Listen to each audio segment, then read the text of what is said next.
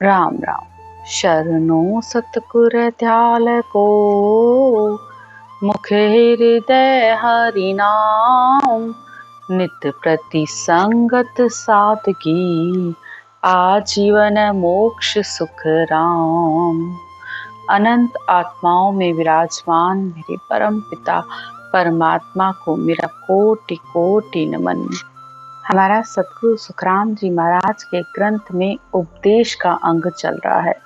आज के ज्ञान की चर्चा में सतगुरुदेव कह रहे हैं कि तुम्हारा परमात्मा से कितना प्रेम है भी कि नहीं है, कि सिर्फ ज्ञान को सुने जा रहे हो, सत्संग में जाते हो, लेकिन सच में तुम्हारे अंदर परमात्मा के लिए प्रेम है, इसकी क्या पहचान है और परमात्मा से प्रेम कैसा होना चाहिए। इसके लिए सतगुरुदेव संसार के अनेक उदाहरण दे रहे हैं, क्योंकि संसार के उदाहरण से ही हमें कोई बात बहुत आसानी से समझ में आती है। तो आज के ज्ञान की चर्चा में सतगुरुदेव कहते हैं कि परमात्मा से प्रेम है, उसकी क्या पहचान है। जब लग हरि सो हेत प्रेम सो प्रीत नहीं भाई, सगा पुर से खीर साध को राब पिलाई।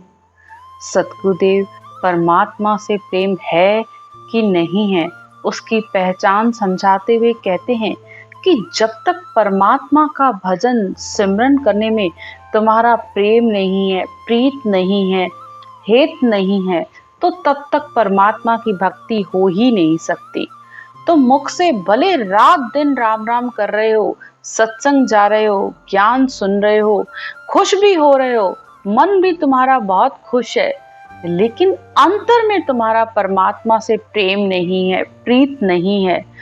क्योंकि राम राम तो एक बाहर तोता भी कर रहा है, रात दिन वो राम राम कर रहा है, लेकिन जैसे ही बिल्ली आ जाए या कोई जानवर आ जाए तो उसकी राम राम बंद हो जाती है और वो टाँय टाँय करने लग जाता है।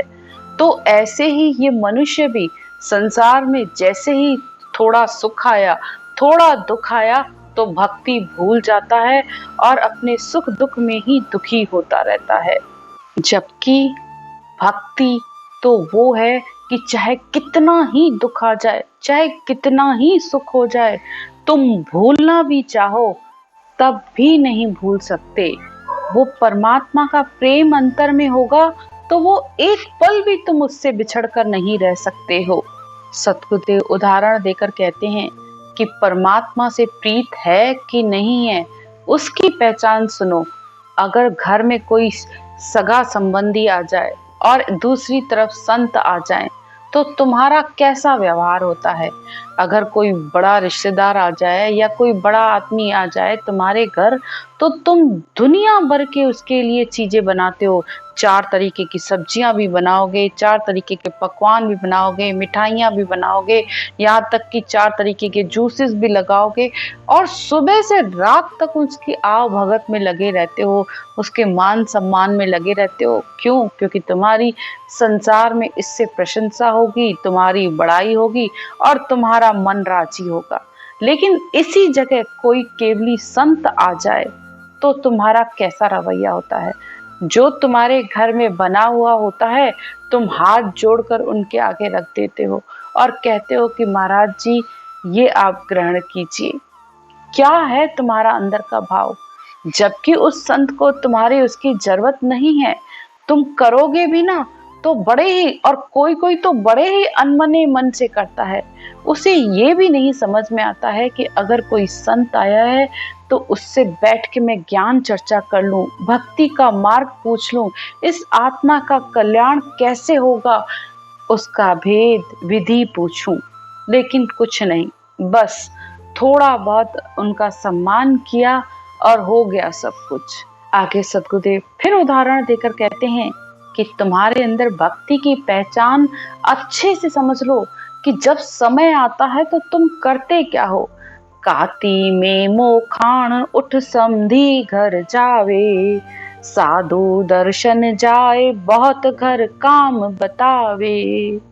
अगर साधु के लिए दर्शन के लिए जाना हो या कहीं सत्संग में जाना हो तो कहोगे कि मुझे बहुत काम है, मेरे पास समय ही नहीं है, मैं जा ही नहीं सकता।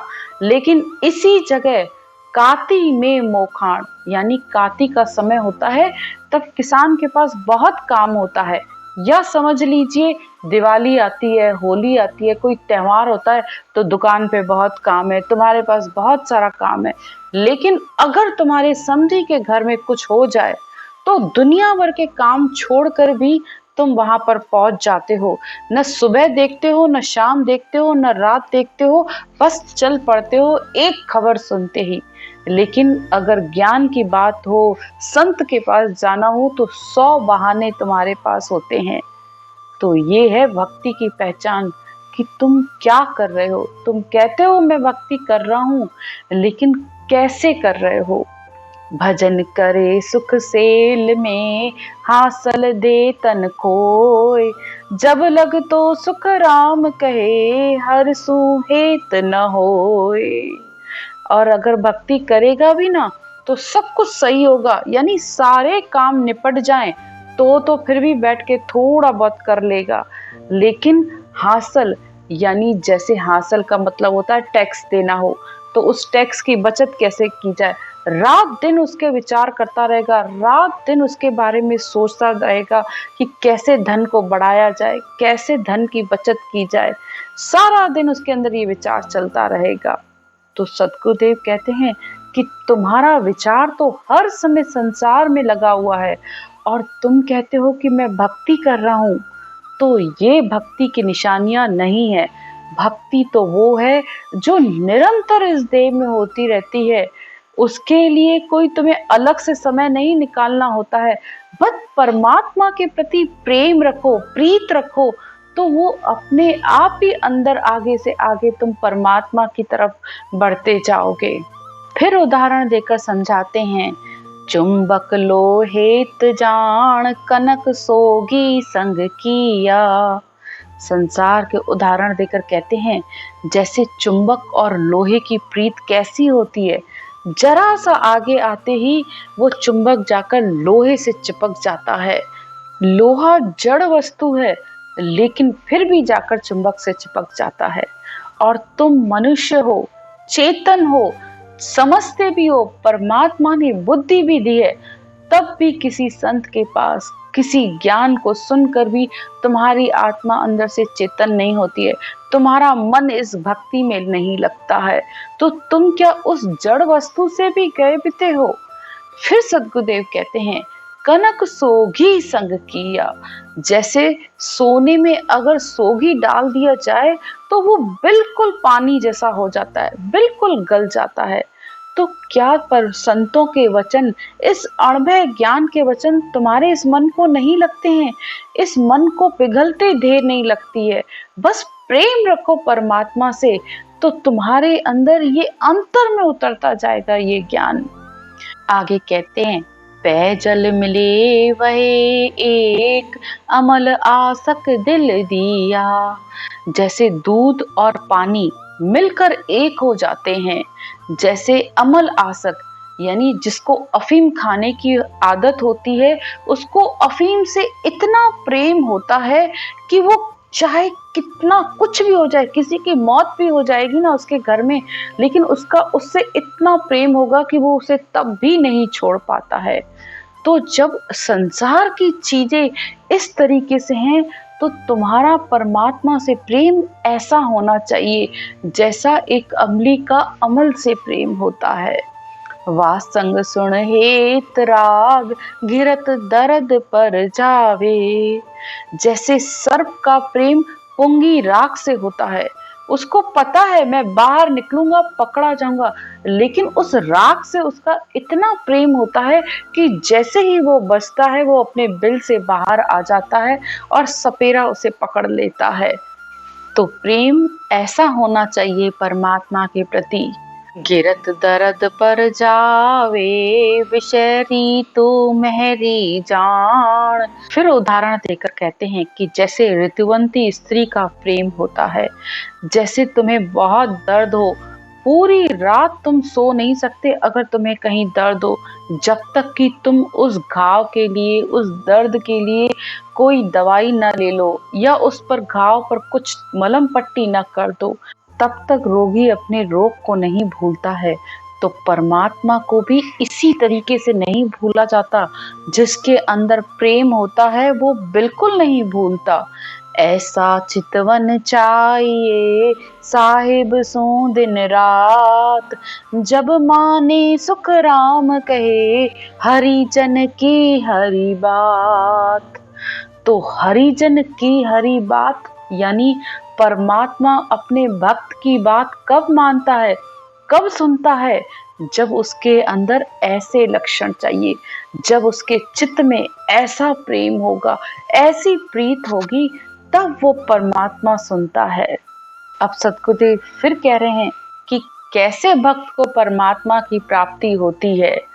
औरत हेत भरतार मीन जल प्रीत पिछाणे। जैसे एक औरत का पुरुष से प्रेम होता है, पत्नी का अपने पति से प्रेम होता है, ऐसा प्रेम परमात्मा के लिए तुम्हें करना है। मीन जल प्रीत पिछाणे। मीन यानी जैसे मछली का पानी से प्रेम है। मछली एक क्षण भी पानी के बिना जिंदा नहीं रह सकती है। तो परमात्मा के लिए ऐसा प्रेम चाहिए। अली चित बास पेप जोख दर्द पर आणे। अली यानी भंवरा, जैसे भंवरे को फूलों की खुशबू से कितना प्रेम है, वो सारा दिन उसका खुशबू लेते जाता है और शाम होती है तो उसी फूल में बंद हो जाता है और उसी में ही खत्म हो जाता है। तो कितना प्रेम है कि उसे अपने मरने का भी डर नहीं लगता है। तो अंतर में परमात्मा के लिए इतना प्रेम होना चाहिए कि वो हर समय तुम्हें याद न करना पड़े। वो अंतर में प्रेम होगा तो तुम उसे भूलोगे ही नहीं। ही जौक का उदाहरण देकर कहते हैं कि शरीर में जहां पर दर्द होता है, जौक जाकर वहीं पर ही चिपक जाती है। फिर कहते हैं शशि चकोर हेत जान राग में मृग बुलाया। जैसे चंद्रमा से चकोर पक्षी एक क्षण के लिए भी अपना ध्यान नहीं हटाता है, ऐसा उसका प्रेम है। वो रात भर चंद्रमा को देखता रहता है और उसकी अग्नि का चूर्ण करता रहता है। इसी तरह मृग का राग से प्रेम होता है, जहां राग होती है वो वहीं चला जाता है। फिर आगे सद्गुरुदेव उदाहरण देकर बता रहे हैं। ये उदाहरण वो दे ही इसलिए रहे हैं ताकि तुम समझ पाओ कि परमात्मा से प्रेम कैसा होना चाहिए। कितने संसार के उदाहरण भरे हुए जो हमें ये सिखाते रहते हैं कि हे मनुष्य, परमात्मा से प्रेम कैसा किया जाए। इस सृष्टि की कितनी चीजें, अनंत चीजें हैं जो हमें प्रेम सिखाती रहती हैं, लेकिन हम हर समय ये कहते रहते हैं हमारा मन नहीं लगता है, हम भक्ति कैसे करें, भक्ति में बैठते हैं तो हमारा मन ही नहीं लगता है। अरे परमात्मा ने हर पल पर, हर क्षण क्षण, हर चीज उदाहरण के लिए भर रखी है कि इस संसार को देखो, जैसा तुम्हारा संसार से प्रेम है उतना ही चाहिए, उससे ज्यादा थोड़ी चाहिए होता है परमात्मा को। लेकिन तुम समय ही नहीं दोगे, उसकी तरफ देखोगे ही नहीं, जाओगे ही नहीं, तो वो कैसे होगा? बिना नेम प्रीत के वो तुम्हारे अंदर आकर कैसे बैठेगा? कितने उदाहरण दे रहे हैं कि कबूतर का कबूतरी से जैसे प्रेम है, सर्प का सर्पनी से प्रेम है, दीपक का पतंगी से प्रेम है कि वो जल के खत्म हो गया है। तो ऐसे ही तुम्हें भी परमात्मा से उतना ही प्रेम करना है कि इस जीवन में जब सुख दुख आए तो सिर्फ तुम रोते ही मत रहो। अरे उस दुख का निवारण होगा कैसे? जब अपना चित्त दूसरी तरफ, परमात्मा की तरफ ले जाओगे, नहीं तो रोते ही रहोगे, तुम्हारा दुख मिटने वाला नहीं है। फिर सद्गुरुदेव कहते हैं ऐसा चित मन चाहिए साहिब सो सुन जीव, जब माने सुख राम कहे हरिजन की हरि पीव। वो परमात्मा कैसे उसकी बात सुनेगा? कैसे उसको परमात्मा की प्राप्ति होगी? तो सद्गुरुदेव कहते हैं कि ऐसा चित्त चाहिए, ऐसा परमात्मा से मन चाहिए। जब परमात्मा में अपने मन को, चित्त को लगाओगे, तब वो परमात्मा भी तुम्हारी बात सुनेगा, तब वो परमात्मा भी तुम्हारे पास खुद चलकर आएगा। बस तुम एक पैर तो आगे बढ़ाओ। हाजिर सु हाजिर खड़ा, जब देखे तब तैयार। तो वो तो हर समय तैयार है तुम्हें अपने पास बुलाने के लिए, बस तुम्हारी देरी है। आज की चर्चा यहीं तक। राम राम।